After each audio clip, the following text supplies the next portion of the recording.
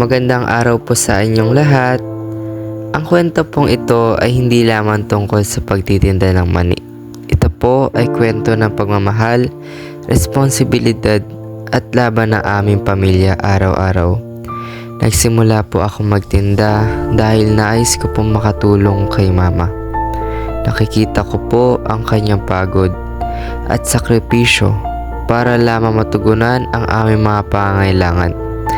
Kaya naisip ko po na sa simpleng paraan gusto ko rin mag-abot ng tulong at maging sandalan po niya. Isa rin po sa aming pinakamahalagang dahilan ay ang kalagayan ng aking ate. Kailangan po niya uminom ng maintenance po na gamot na baclofen. Kapag hindi po siya nakainom po nito, sobrang naninigas ang kanyang katawan po. Nahihirapan po siyang gumalaw at mas nagiging mahirap para sa amin ni mama ang pag-aalaga po sa kanya. Bilang pamilya, masakit pong makita ang ganitong sitwasyon. Kaya ginagawa namin ang lahat ng aming makakaya po upang masigurong hindi siya mawalan ng gamot. Dito po namin mas lalong naramdaman ang kahalagahan ng pagtutulungan. Nakikita po ninyo ang sipag na aking mama. Ang pagtulong na aking ate sa abot ng kanyang makakaya. At ako na patuloy din nagsisikap po dahil naniniwala kami na kapag ang pamilya ay nagkakaisa, mas nagiging magaan ang mabibigat na problema. Maaaring sa iba ay maliit lamang pagtitinda po ng mani. Ngunit para po sa amin, ito po ay simbolo ng pag-asa. Bawat balot ay may kasamang pangarap na mapanatiling magamot ang aking ate, makatulong kay mama at unti-unti pong makaahon sa mga pagsubok sa buhay. Hindi po madali ang aming mga araw-araw. May mga pagod, may mga pangamba, at may mga gabing iniisip namin kung paano namin haharapin ang susunod na araw. Ngunit sa kabila ng lahat, pinipili pa rin naming bumangon po, magsikap at lumaban. Dahil ang tunay na lakas ay hindi nasusukat sa kung gaano kabigat ng pinagdadaanan, kundi sa kung paano kang patuloy na tumatayo para sa mga mahal mo sa buhay. Kung kayo man po ay may pinagdadaanan ngayon, sana magsilbing itong paalala na hindi kayo nag-iisa po. Ang bawat maliit na hakbang na ginagawa natin ngayon ay maaari maging daan sa mas maayos na buhay. Basta't may tiyaga po, may pananampalataya at hindi sumusuko, may pag-asa. Taos puso po kami nagpapasalamat sa bawat sumusuporta po sa aming munting hanap buhay.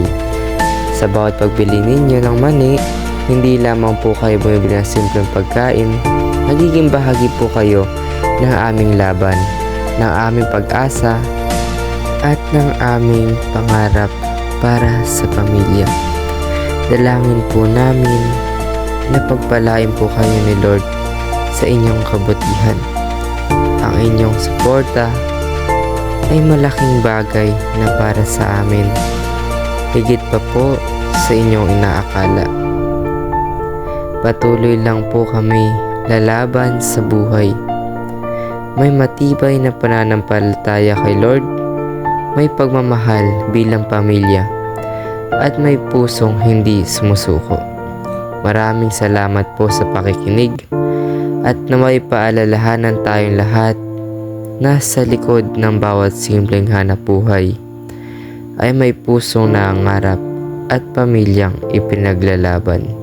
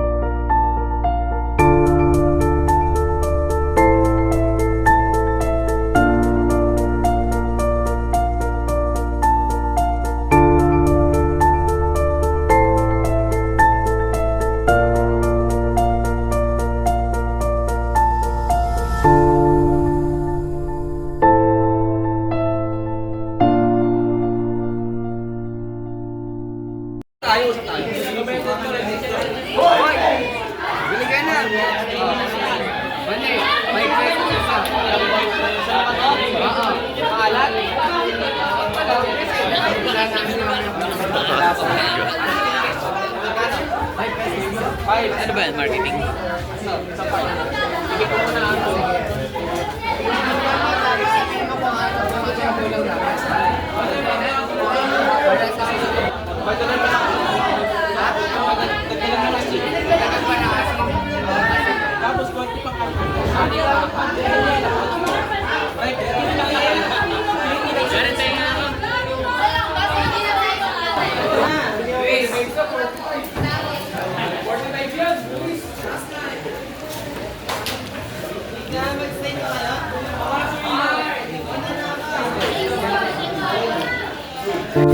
Bago po matapos ang video po na ito, nais ko pong magpasalamat sa lahat ng patuloy na sumusuporta sa amin. Salamat po kay Tito Jo, kay Tita Wilma, Tito Ricky, Tita Glo, Tito Archie, kay Tatay Ram po, sa Tekram family po. Thank you so much po.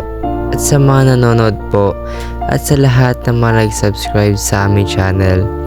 Ang inyong suporta po ay napakalaking tulong po sa amin at nagbibigay inspirasyon na magpatuloy sa aming maliit na hanapbuhay. Sa bawat panonood at pagtangkilik ninyo po, ramdam po namin ang pagmamahal at tiwala ninyo sa amin. Maraming salamat po at naway pagpalain po kayo ng Diyos sa kabutihang pinapakita po ninyo. Bye bye po, love you all. Mwah!